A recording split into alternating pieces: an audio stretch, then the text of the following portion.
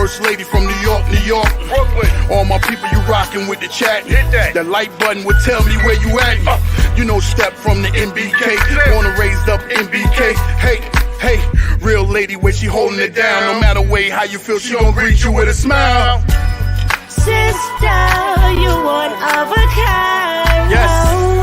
Sister, it's time you That's shine. DopeSoul. Where you at? Where you at? DopeSoul. Where you at? Where you at? DopeSoul. What? DopeSoul. What? Your soul. Where you at? Where you at?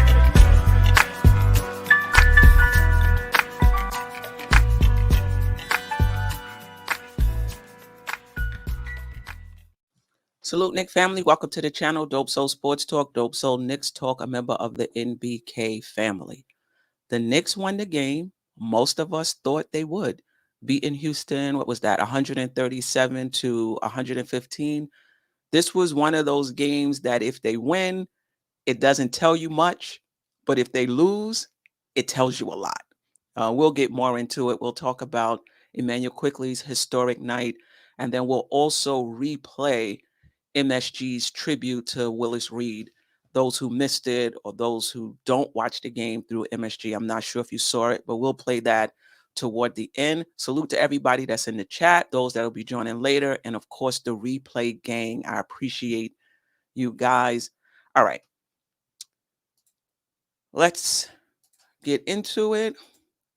Let's just set it up real quick. The Knicks came into this game 42-33, 9 games over 500, 5th in the Eastern Conference, just 4-6 over their last 10, having lost their last 3 games. Brunson was out. We started Emanuel Quickley, Quentin Grimes, RJ Barry, Julius Randle, Mitchell Robinson. Houston came in 18-57, just 18 wins on the season. A very young team, last in the Western Conference, 15th, just 3-7 over their last 10. And they had lost 5 straight coming into this game. They started Kevin Porter Jr., Jalen Green, Kenyon Martin Jr., a lot of juniors on this team, Jabari Smith Jr., Alperen Sengun. I hope I said that correct. And Ty Washington was out. I'm not sure, though, if he was part of their regular rotation. Listen, the Knicks win the game. They should have won. You know, that's it. I'm not going to go crazy over this game. I'm not coming. I didn't watch that game and felt like the Knicks had fixed a lot of their problems. First, it's kind of hard to know, you know, if you're well, first of all, I don't think the defense was better, right? The Knicks went into halftime only up 5 points, right?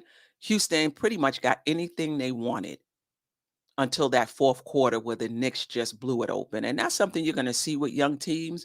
A lot of times, you know, they can hang with you for 1, 2, maybe 3 quarters, but usually they haven't learned to put together a 48-minute game, right?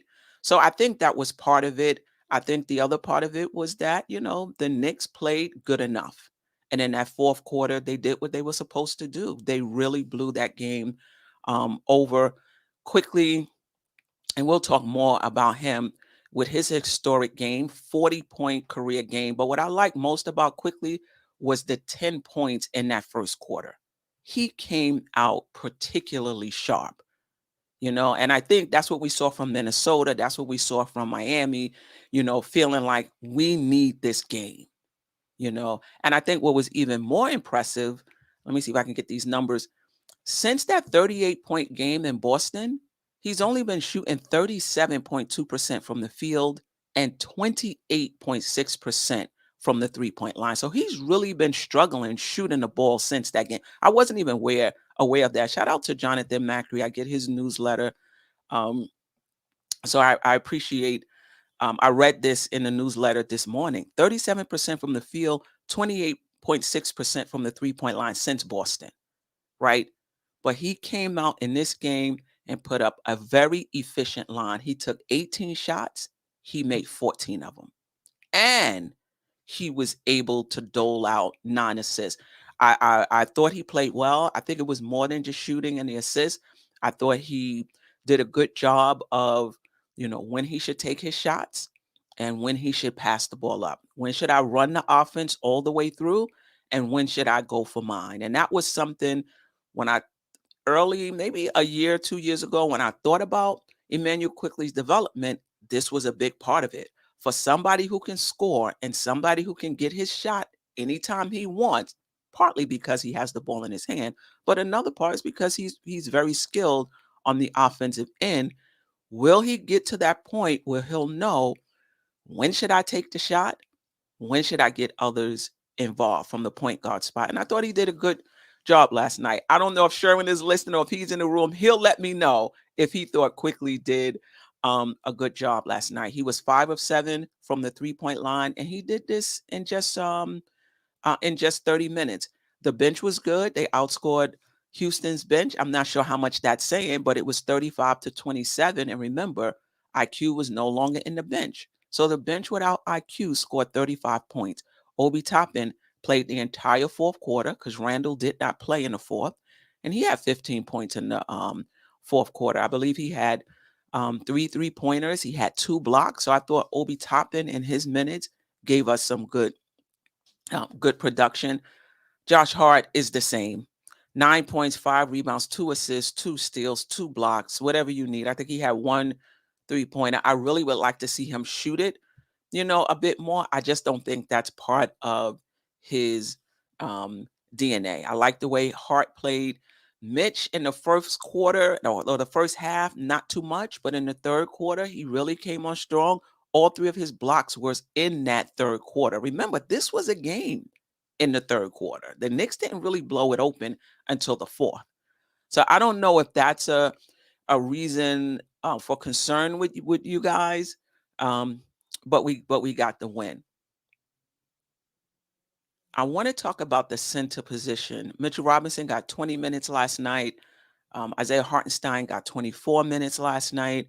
I don't know when it started. Maybe the West Coast trip, where it seemed like those guys were, basically Isaiah Hartenstein started to get more minutes, I believe, on that West Coast trip. So I think, maybe we should just start looking at that center position as just the center position and not necessarily Mitch, not necessarily Isaiah Hartenstein, but what are we getting from the center position?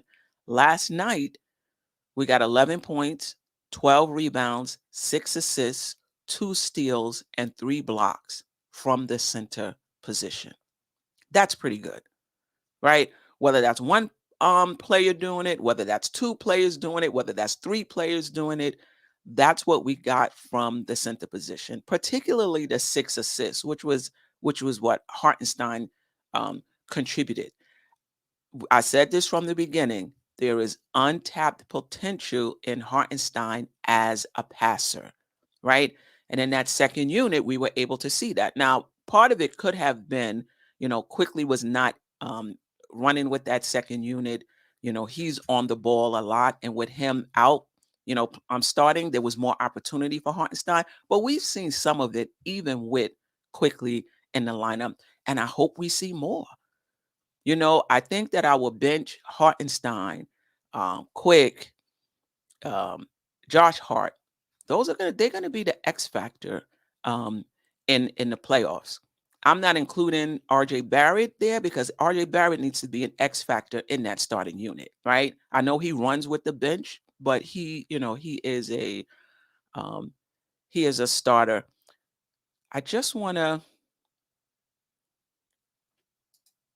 This is what Tibbs had to say about Emmanuel Quickley's historic night: 40 points, 9 assists. Again, very efficient. 14 of 18 from the field, 5 of 7 from the 3-point line. I don't know what he is, talking about Quickley, other than a good basketball player, he said. If you need scoring, he can score. If you need playmaking, he had 9 assists. He's effective starting. He's effective coming off the bench. You can play him at the point, at the 2, at the 3. You can plug and play with him. And I agree. That's what I like about him, his versatility. You could put him, wherever. Hopefully the Knicks, he's eligible for an extension this summer. He's eligible for a massive extension as well. I don't think he'll get the max, which is maybe 190 million, if I'm not mistaken. I have to double check that. I mean, I don't think he's going to get the max, but if the Knicks want to retain him, they're going to have to pay him. Let's see what Quickley had to say about his historic night. When I know I'm starting, I try to get everyone involved early and make sure everyone has a feel for the game, he said. Everyone has to pick it up when one of your best players is out.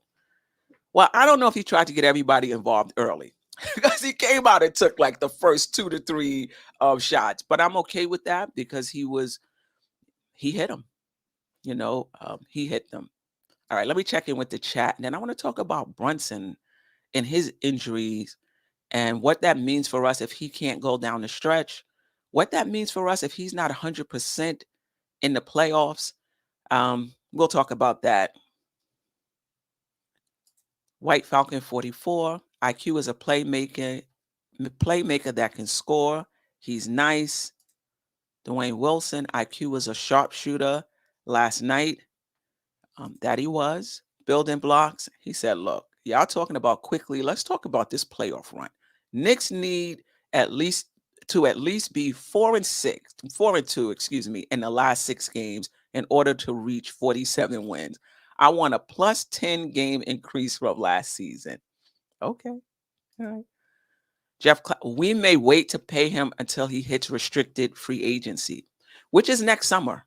That's a good point. The Knicks may not want to, I guess outbid themselves, maybe they want to see what he commands on the market. They do have the right to match whatever offer he receives. I just think if you can try to get out ahead of it, because he might take another step next season. And if he does that, next year's price is not going to be this year's price, So, yeah, they might. I know a lot of us felt they should have did that with Julius Randle, though it's looking pretty, like a good deal right now. Many of us thought that they should have did that with RJ Barrett. It's not looking good right now, but if RJ Barrett takes a step next season, that contract will look good. So we'll see. Salute JJ. Grimes with another good game. Proud Papa, him and Staffer. Keith Turner, I'm not waiting to pay IQ when we paid RJ when we didn't even have to. I mean, it's the same situation. We had to pay him, but we didn't have to pay him then. We could have went to restricted free agency with RJ Barrett. So it's the same situation. Salute Jarrell, appreciate you.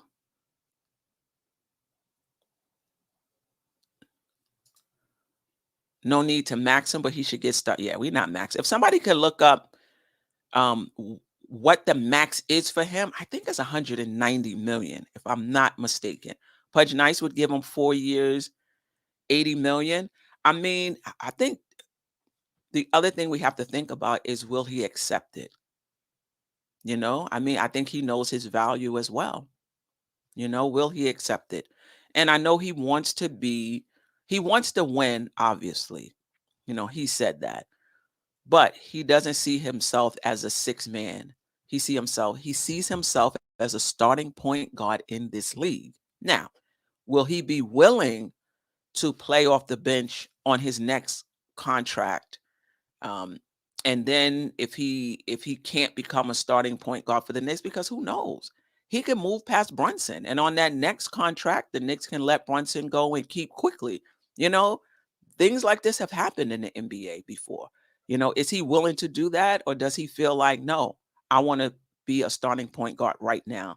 If he does, he may go to restricted free agency, but the Knicks will still have an opportunity to match. Jarrell, I've been saying all season that Tibbs should have the ball in iHeart's hands more. He's a very good passer. He is. We saw that when he was with the Clippers. And that's what I was thinking when we signed him. That he would really help that second unit because we can get a lot of movement and cutting off of him. Sharper rotations, better communications. There are things we can clean up. Yep, no doubt about it.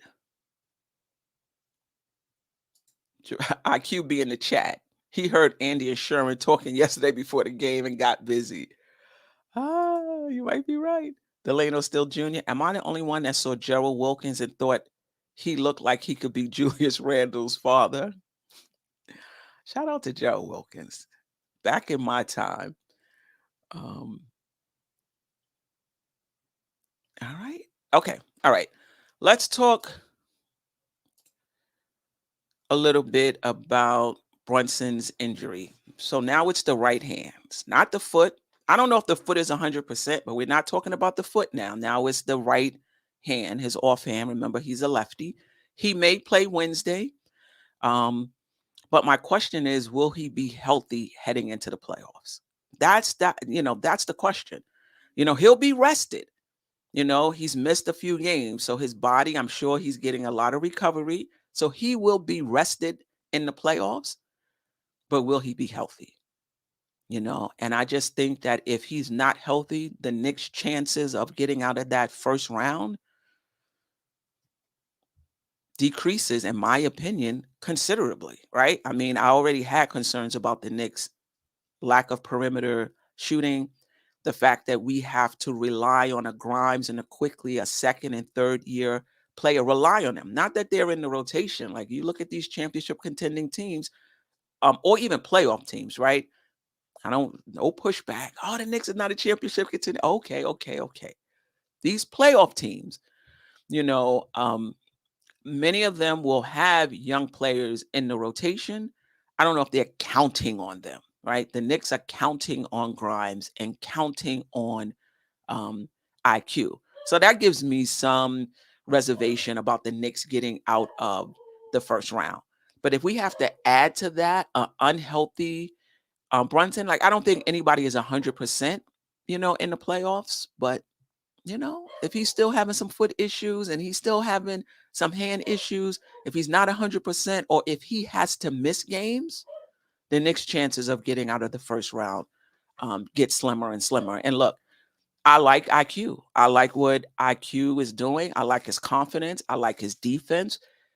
He was shooting, as we just outlined, since that Boston game, he hasn't been shooting well. But last night he had a good shooting game. Even if we get the bench production, even if we're able to make up, I should say, Quickley's bench production with him being in the starting lineup, having Quickley at the point guard is not the same as having Brunson at the point guard. It's just not. And it's just, it's just not a position I would want him to be in as a third-year player trying to lead this team in the playoffs and lead this team, past the first round. That also means more ball handling responsibilities for Julius Randle. Because for whatever reason, when Quickley is playing the point, Randle feels like he has to bring the ball up just a little bit more, So we'll see what happens, but I'm a bit concerned. Am I ready to say he's injury prone? This season he has been. This season he has been. Is it, the way we play? Is it playing every single game?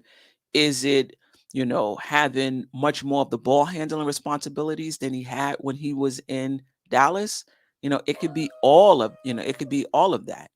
But I'm concerned about his injuries up to this point. All right.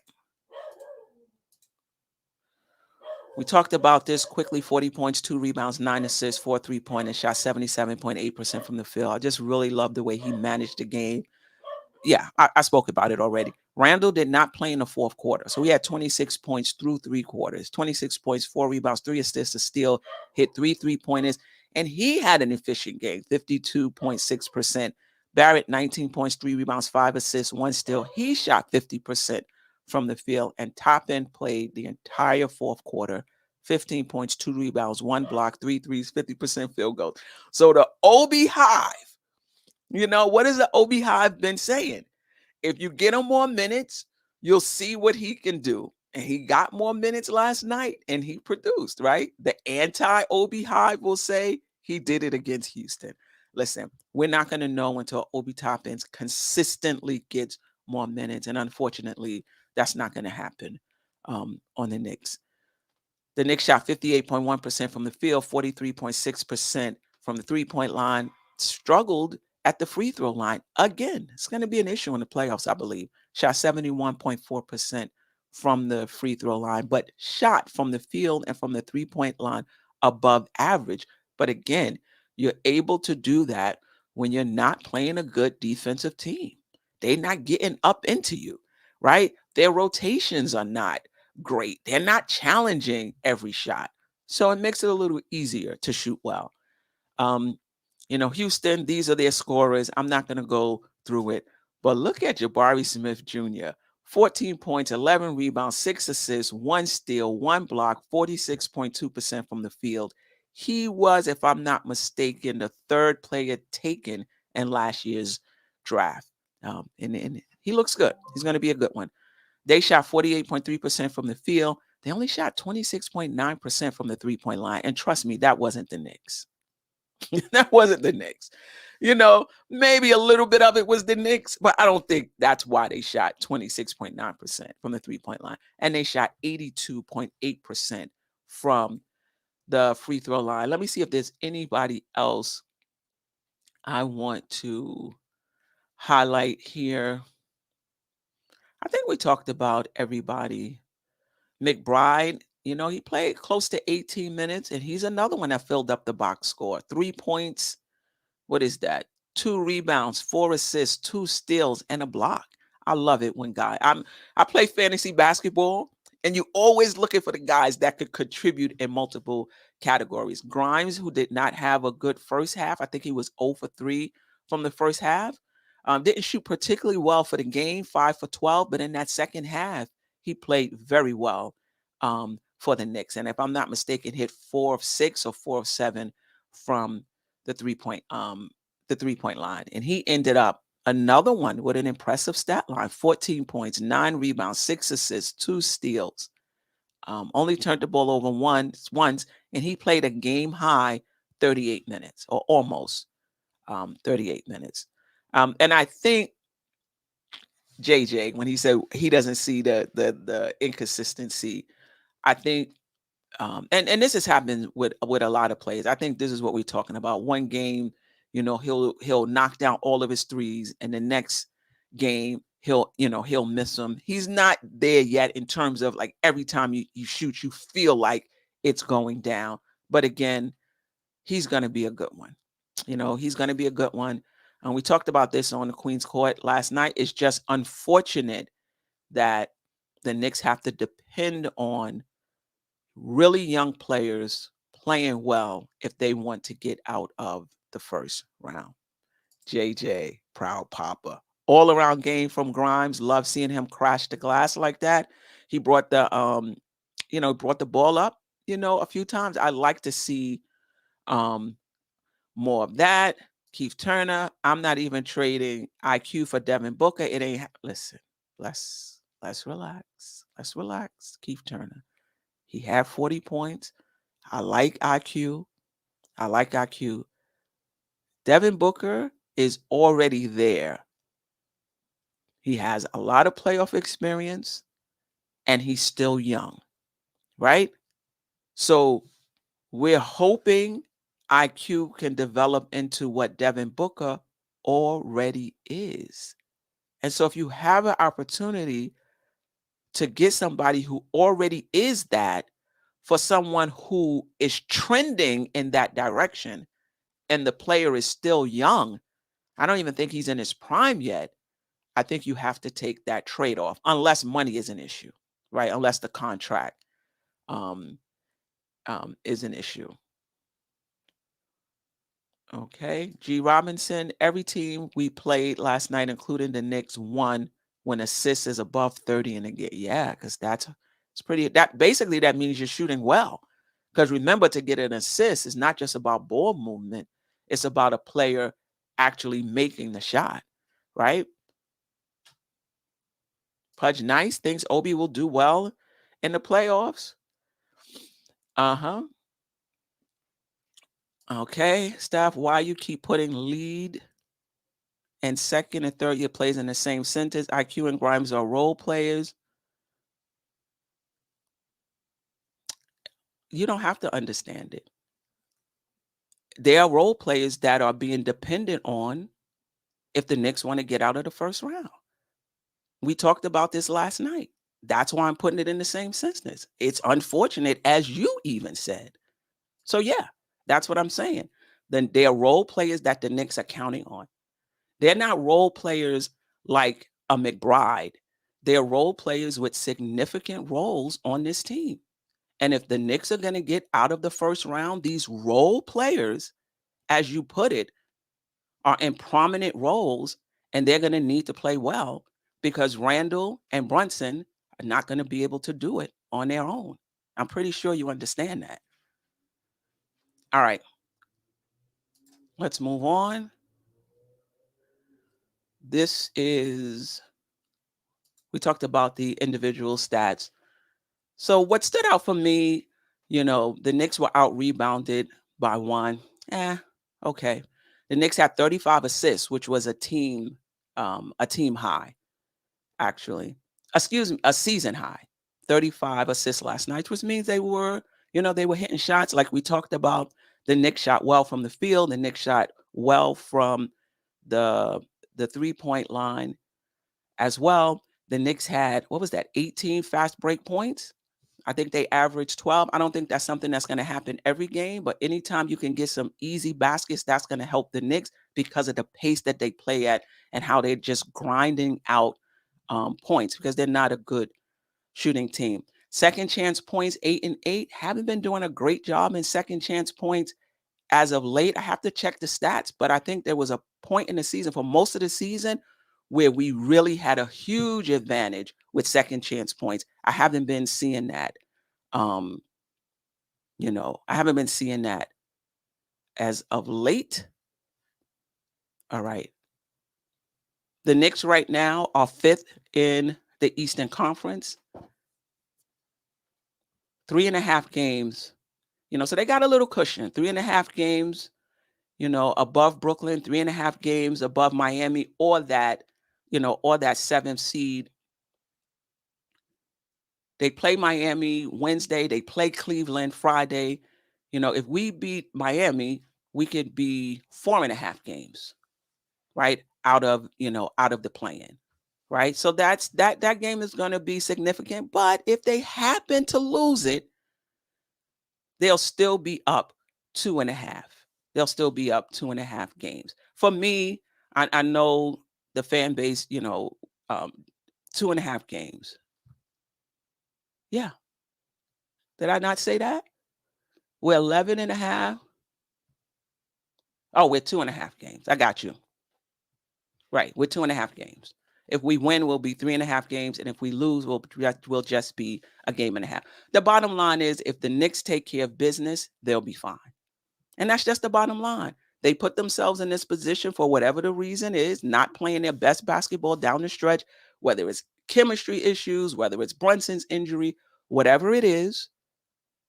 If the Knicks want to finish in the playoffs, they have to win games, right?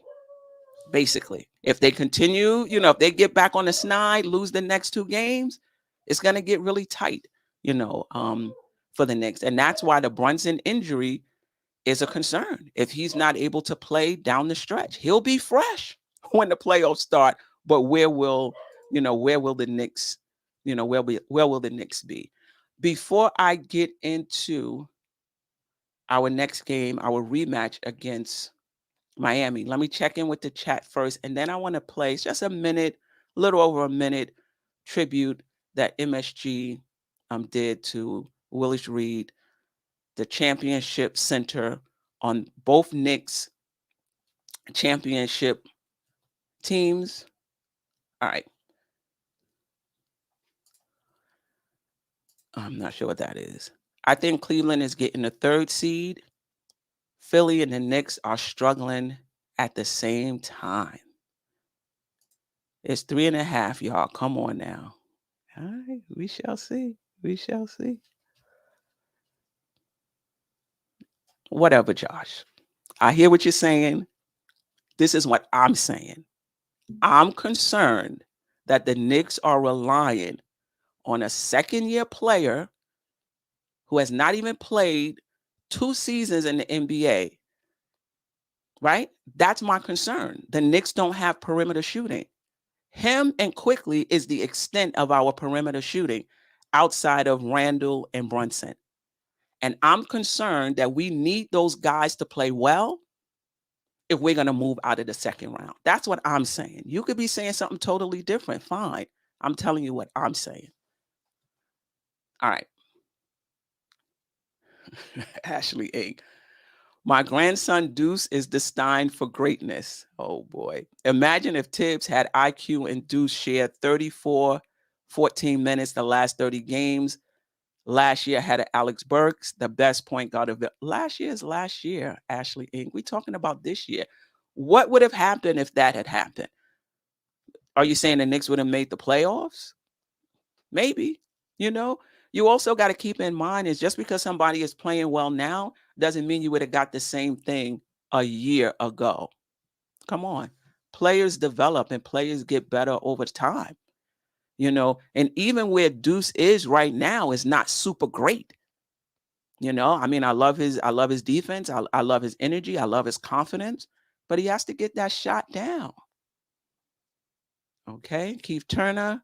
I said IQ is untouchable in my book. I'm not asking you to agree with me. Yeah, definitely. I don't. I think he's reasonably untouchable. Kevin Booker, to me, is unreasonable. Right? I unless it's a star, I'm not trading Quickley. To me, Booker is a star. All right. William Thompson, when you develop players you drafted, it's easier to know their potential and ability to play their role. D Rose didn't dress last night. Yeah, I mean, there's some fans that's still thinking that we're holding them out for the playoffs. I'm not sure. Snipes Entertainment thinks Booker's overrated. Okay, all right, okay, all right, good enough. Before we get into the Miami game, let's play this tribute to Willis Reed. Rest in peace to Willis Reed, one of the best to ever do it in the NBA, period, and for sure for the New York Knicks. All right. Ashley Inc. Booker for IQ right now is a done deal, and I love IQ. Ashley Inc. Fair point. Not make the playoffs last year, but development for this year would have been so much further, perhaps. JJ gonna have to hit threes if we want to beat Cleveland in the playoffs. Gonna be tough beating them in the paint. No doubt about it. Worldwide, why are Knicks fans always chasing other teams' players? Because they're other team players until you trade for them and they become yours. It's just as simple as that. Randall was on another team. Jalen Brunson was on another team. It's about making your team better. I don't think it matters, in my opinion, whether you draft them, whether you sign them in free agency, whether you trade for them. Once they're on your team, they're yours. And if they're young and if they've competed in this league on a high level, and you have an opportunity to get them, you get them. As opposed to hoping that one of your players continue the trajectory that they're on and become that player, right? To me, that's just easy. I think the issue becomes money. Sometimes you have somebody that seems to be on a good trajectory and they cost much less than somebody who's already proven. And then you just want to take that chance. You know what? This player looks like they may be there. We can save a significant amount of money if we just stick with this guy. But you're still betting that guy becomes who you think you're going to be. I don't have any issues with Quickley. Like I said, he's reasonably untouchable. But if you're trying to win, you always have to be looking to upgrade the talent. And sometimes guys continue on the trajectory that you see, and sometimes they level off, and there's no way of knowing. right? And that's why the front office get paid to the big bucks to make those decisions about, do they think a guy is going to continue on the trajectory that they're on and become the player that they need or they think they will be, or whether a player will level off, right? If you're waiting to see it in full maturation before you make your move, anybody can do that, right? Anybody can wait for somebody to hit their peak and say, you know what? Yeah, I don't think they're a good player. Well, everybody sees it now, So that's why the front office gets paid the big bucks. But we'll see. That's just an off-season thing. I'm not saying that I would trade IQ. I actually like um, what he's doing. All right. And what he's become, actually. All right. Wednesday, we play Miami. Friday, we play Cleveland. Sunday, we play Washington, another team who's, I think, in 12th place out of the play-in right now, but, who match up pretty well with the Knicks. So it's a tough week. The Knicks are now 43-33, still fifth in the Eastern Conference, 4-6 over their last 10. They won their last game, obviously, versus Houston last night. Miami Heat, 40-35, seventh in the Eastern Conference, 6-4 over their last 10. They lost their last game to Brooklyn. I think they got blown out 129 to 100 or 100 and something. So Brooklyn took it to them that game. Hopefully the Knicks can take it to Miami. It'll be great, if Brunson can play, but it'll be great if Brunson can play healthy. I think if he's not healthy, let's not risk it. He should sit out, Both the Knicks and Miami over the last 10 games are top 10 in offense.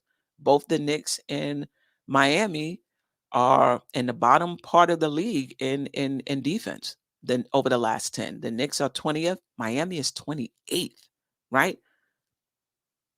I don't think it's going to mean anything because Miami wasn't playing well defensively coming into our last game against them, and they did the job on the Knicks. So I don't think any of this is going to matter when they tip off Wednesday at Madison Square Garden. Knicks are 2-1 against Miami.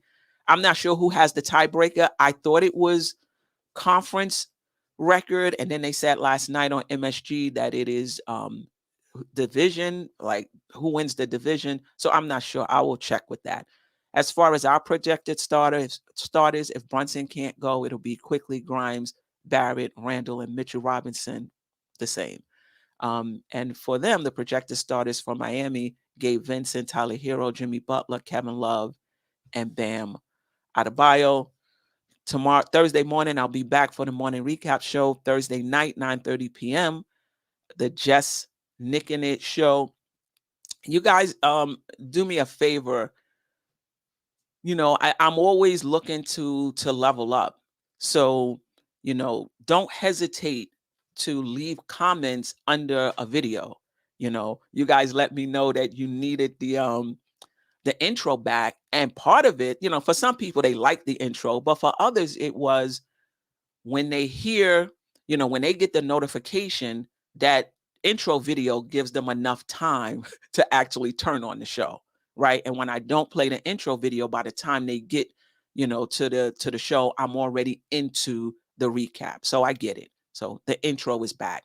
But yeah, don't hesitate to leave anything, under it. I'm trying to level up the show. I'm thinking about, for the Just Nicking It show, just going back to 4 panelists, and maybe at the end of the show, opening it up for those who want to kind of drop in. I'm still playing with it, but let me know if you like the rotating guest, if you like it better when it's just 4 of us.